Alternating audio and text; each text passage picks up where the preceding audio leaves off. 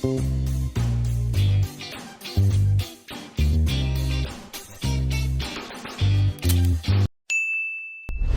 Welcome back to chef Deena's kitchen. இன்றைக்கி நம்ம கிச்சனில் பார்க்க போகிறது பாதாம் மில்க் எப்படி பண்ணுறது பார்க்க போகிறோம். இன்றைக்கி பாதாம் பருப்பை வச்சு எப்படி ஹோம்மேடில் இந்த பவுடர் பண்ணுறது. இந்த பவுடர் பண்ணும்போது நல்ல ஃபைன் பவுடராக பண்ணாமல் குறைன்னு அரைச்சி அதுக்கப்புறம் எப்படி இந்த பாலில் போட்டு யூஸ் பண்ணுறதை பார்க்க போகிறோம். மார்னிங்கில் இந்த டீ காஃபி சாப்பிட்றதுக்கு போல் இந்த மாதிரி பாதாம் பால் சாப்பிட்லாம். நைட்லேயும் சாப்பிட்டா ரொம்ப நல்லது. இதோட நம்ம வீட்டில் இருக்க இந்த புதினாவும் எலுமிச்சை பழத்தை வச்சு ஜூஸ் எப்படி பண்ணுறது பார்க்க போகிறோம்.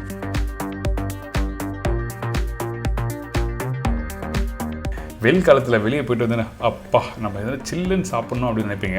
ஆக்சுவலாக வெயில் காலத்தில் சில்லுன்னு ட்ரிங்க் தான் சாப்பிடாது. அதாவது ரொம்ப ஹைஸாக இருக்க ட்ரிங்க் சாப்பிடாது. ரெஃப்ரெஷ் பண்ணுற மாதிரி ட்ரிங்க் சாப்பிட்ணுன்னு வச்சிங்கன்னா அப்போது இந்த மெயின் 3 இன்க்ரீடியன்ஸ் வச்சு நீங்கள் வீட்டில் பண்ணலாம்.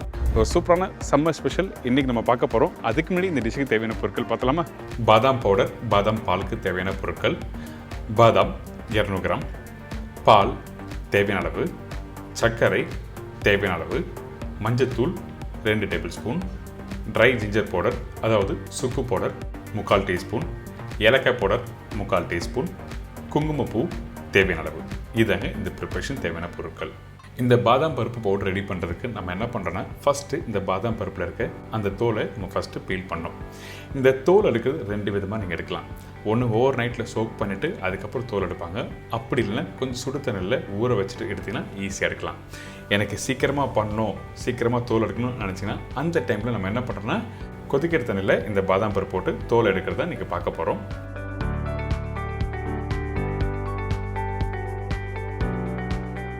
இங்கே சூடாக இருக்க தண்ணியில் இந்த பருப்பு இதில் போடுறோம்.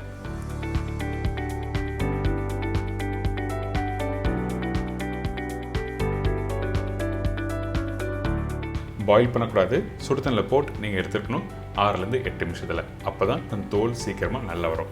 பாயில் பண்ணிவிட்டு நீங்கள் பண்ணும்போது அந்த பவுடர் ப்ராப்பராக வராது. அதனால தான் நம்ம என்ன பண்ணுறோம், பாயில் பண்ணாமல் ஸ்கின் எடுக்க மட்டும்தான் இந்த சுடு தண்ணியை யூஸ் பண்ணியிருக்கோம்.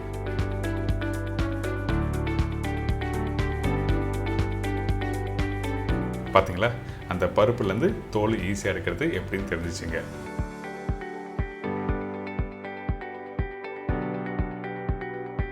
சின்ன குவான்டிட்டியாக இருந்தால் அப்படியே நீங்கள் பீல் பண்ணி எடுத்துலாம். வீட்டில் 1 கிலோ இல்லை 1/2 கிலோ நீங்கள் பண்ணிங்கன்னா அந்த டைமில் ரொம்ப டைம் எடுக்கும்ல. அதனால இந்த மாதிரி துணி எடுத்து லைட்டாக நீங்கள் க்ரஷ் பண்ணுங்கள்.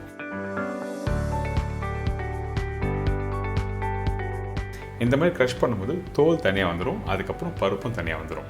அப்படின்னா வீட்டில் முறம் இருக்கும்ல, அந்த முறத்தில் நீங்கள் லைட்டாக புடச்சிங்கன்னா உங்களுக்கு தோல் தனியாக போய்டும், பருப்பு ஈஸியாக தனியாக எடுத்துடலாம். பார்த்தீங்களா, இப்போ அந்த பருப்பு தோல் எல்லாம் தனியாக வந்திருக்கா.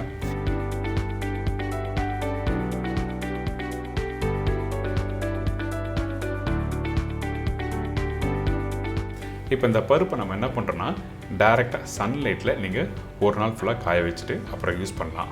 அப்படி இல்லைன்னா இந்த மாதிரி மண்சட்டில் போட்டு நீங்கள் ஸ்லோ ஃப்ளேமில் வறுக்கணும். அதே டைமில் ஹை ஃப்ளேமில் வச்சு பண்ணினா கண்டிப்பாக அந்த ஆயில் வெளியே தள்ள ஆரம்பிக்கும். அதனால் ஸ்லோ ஃப்ளேமில் வச்சு நீங்கள் வறுத்துடலாம். அப்படியே இல்லைன்னா வீட்டில் ஓடிஜி இருக்குது, மைக்ரோ ஓவன் இருக்குன்னா அந்த டைமில் ஸ்லோ டெம்பரேச்சர் வச்சு ரோஸ்ட் பண்ணியிருக்கலாம். அதாவது ப்ரீ ஹீட் பண்ணணும். ஃபஸ்ட்டு 10 நிமிஷம் 120 டிகிரி செல்சியஸில் ப்ரீ ஹீட் பண்ணணும். அதுக்கப்புறம் இந்த பருப்பு உள்ளே வச்ச பிறகு லோ டெம்பரேச்சரில் ரோஸ்ட் பண்ணி எடுத்துக்கலாம். ஸோ உங்களுக்கு நிறைய ஆப்ஷன் கொடுத்துருக்கேன். சன்லைட்லேயும் பண்ணலாம், அடுப்புலேயும் ரோஸ்ட் பண்ணலாம், அப்படி இல்லைனா வீட்டில் இருக்க அவன் இல்லை ஓடிஜியில் ரோஸ்ட் பண்ணி எடுத்துக்கலாம். அடுத்து நம்ம என்ன பண்ணுறோன்னா, இப்போ பாலை கொதிக்க விட போகிறோம். ஸோ நம்மக்கிட்ட இருக்க இந்த பால் ஃபுல் ஃபேட் மில்க் தான் யூஸ் பண்ணியிருக்கேன். ஏன் கேட்டனா, எப்போவுமே ஆடையோடு சாப்பிட்றது ரொம்ப நல்லது இந்த மாதிரி ப்ரிப்பரேஷனுக்கு பர்டிகுலராக. இந்த பால் கொதிச்சு வர்றதுக்கு குறைஞ்சபட்சம் ஒரு 5லேருந்து 10 நிமிஷம் டைம் எடுக்கும். இப்போ பார்த்தீங்கன்னா இந்த ஆடை மேலே வருது. இந்த மாதிரி ஆடை வந்தோடனே நீங்கள் அடுப்பை ஆஃப் பண்ணிடுங்க.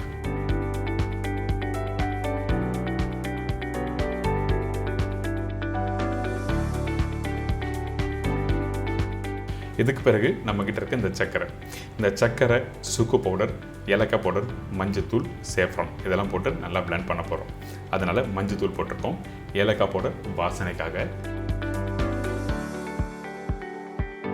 சேஃப்ரான் போட்டிருக்கேன். சுக்கு பவுடர் நிறைய பேர் யூஸ் பண்ண மாட்டீங்க. ஆனால் சுக்கு பவுடர் கம்பல்சரி. இந்த மாதிரி சூடான பாதாம் பால் ரெடி பண்ணினா அந்த டைமில் சுக்கு பவுடர் போட்டிருக்கணும். இப்போ இதெல்லாம் போட்ட பிறகு நல்ல ஃபைன் பவுடராக ரெடி பண்ணியிருக்கணும்.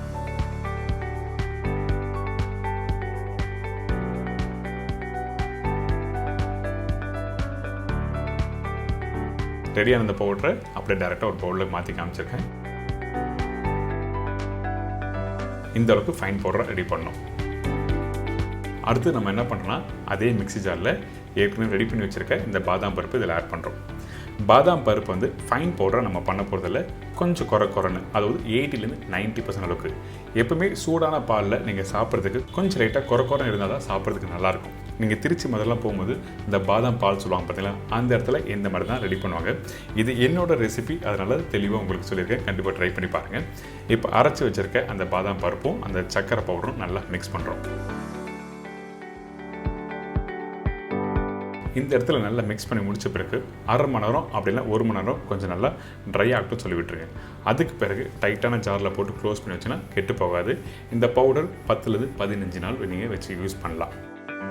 இதுக்கப்புறம் இந்த பாதாம் பவுடரும் இந்த பாதாம் பாலும் எப்படி யூஸ் பண்ணுறதுன்னு காமிக்கிறேன். தேவையான அளவுக்கு இந்த பவுடர் போட்ட பிறகு சூடாக இருக்குது பார்த்தீங்களா, அந்த பால் இதில் போட்டு நல்லா சூடு ஆற்றி நீங்கள் சர்வ் பண்ண ஒரு சூப்பரான பாதாம் பால் ரெடி.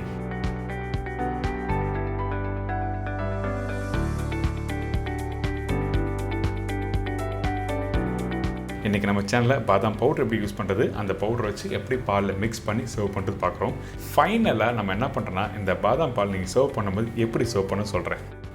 ஒரு கிளாஸில் தேவையான அளவுக்கு இந்த பாலை ஊற்றுங்க.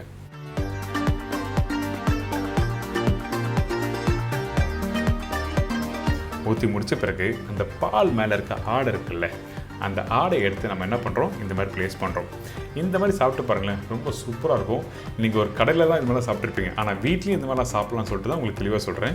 கார்னிஷ்காக கொஞ்சம் பாதாம், அதுக்கப்புறம் சாஃப்ரானாக போட்டிங்கன்னா ஒரு அல்டிமேட்டான ஒரு பாதாம் பால் ரெடி.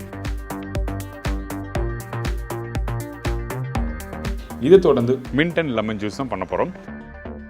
புதினா லெமன் ஜூஸ் தேவையான பொருட்கள்: புதினா 1 கைப்பிடி, லெமன் 1லேருந்து 1.5 நம்பர், இஞ்சி சின்ன பீஸ், தேன் தேவையான அளவு, தண்ணி 3 கிளாஸ், ஐஸ் கியூப்ஸ் தேவையான அளவு. இதாங்க இந்த ப்ரிப்பரேஷன் தேவையான பொருட்கள். அதனால் ஃபஸ்ட் நம்ம என்ன பண்ணுறோன்னா நம்மக்கிட்ட இருக்க அந்த புதினா, அதுக்கப்புறம் இந்த எலுமிச்சப்பழம், இஞ்சி இது எல்லாத்தையும் நல்லா வாஷ் பண்ணிவிட்டு அதுக்கப்புறம் ப்ரிப்பரேஷன் ஸ்டார்ட் பண்ண போகிறோம். அதுக்கு முன்னாடி இந்த புதினா எல்லோரும் நீங்கள் வீட்டில் யூஸ் பண்ணுங்க. இந்த புதினா யூஸ் பண்ணும்போது நம்ம என்ன பண்ணால் ஜூஸுக்கு சில பேர் அப்படியே தண்டோடு போட்டு பிளெண்ட் பண்ணுவாங்க. அப்படி பண்ணக்கூடாது. அப்படி பண்ணால் லைட்டாக பீட்டர் டேஸ்ட் வரும் ரொம்ப பிளெண்ட் பண்ணும்போது. அதனால் நம்ம என்ன பண்ணுறோம், இலையை மட்டும் தனித்தனியாக பறித்து எடுத்துடலாம்.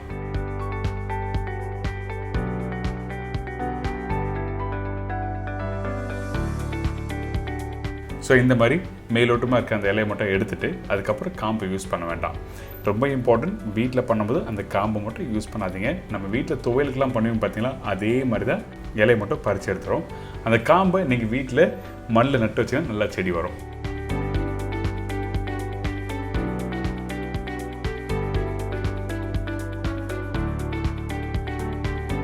அடுத்தது இஞ்சி. இந்த சைஸ் காமிக்கிறேன் பார்த்தீங்களா, இந்த மாதிரி 2 சைஸ், அதாவது ஒரு சின்ன பீஸில் 2 பீசஸ் போடுறேன்னு சொல்கிறேன். இஞ்சி ரொம்ப இம்பார்ட்டன்ட். அது லைட்டாக அந்த காரத்தன்மை அந்த ஸ்பைசஸோட அந்த டேஸ்ட் இருந்தால் தான் நம்மளுக்கு நல்லாயிருக்கும் உடம்புக்கு. இதுக்கப்புறம் வாஷ் பண்ணி வச்சுருக்க புதினா போட்டிருக்கேன், இஞ்சி, லெமன். லெமன் நீங்கள் யூஸ் பண்ணுறதுக்கு முன்னாடி வீட்டில் ஸ்க்யூஸ் இருந்தால் அப்படியே புளிஞ்சலாம். அப்படி இல்லைன்னா நல்லா கையிலே நல்லா உருட்டி எடுத்துகிட்டு அதுக்கப்புறம் இந்த மாதிரி புளிஞ்சிங்கன்னா உங்களுக்கு ஜூஸ் நல்லா சீக்கிரமாக வரும்.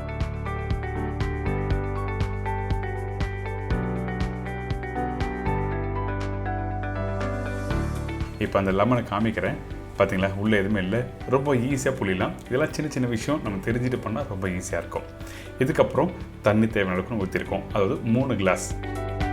இதுக்கப்புறம் ஐஸ் கியூப்ஸ் போடுறோம். எதுக்காக ஐஸ் கியூப்ஸ் யூஸ் பண்ணுறேன்னு கேட்டால் ரொம்ப இம்பார்ட்டன்ட். நீங்கள் பிளெண்ட் பண்ணும்போது அந்த க்ரீனிஷ் கலர் வந்து ஸ்டே பண்ண வைக்கிறதுக்கு வந்து ஐஸ் கியூப்ஸ் ரொம்ப இம்பார்ட்டன்ட். அதனால தான் ஐஸ் கியூப்ஸ் இதில் ஆட் பண்ணுறோம்.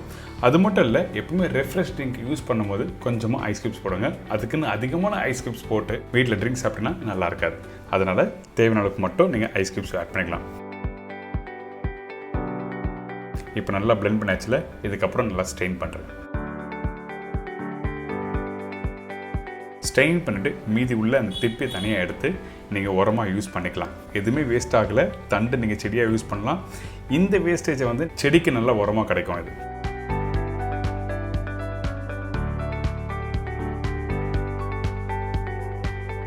இதுக்கப்புறம் இந்த ஜூஸை எப்படி சேவ் பண்ணுறது சொல்கிறேன். ஒரு சின்ன கிளாஸில் ஐஸ் கியூப்ஸ் போடுங்க. அதுக்கப்புறம் தேன். இனிப்புத்தன்மைக்கு தேவையான அளவுக்கு நீங்கள் தேன் ஊற்றிட்டு அதுக்கப்புறம் ரெடி பண்ணி வச்சுருக்க இந்த ஜூஸை கரெக்டாக இதில் சர்வ் பண்ணுங்கள்.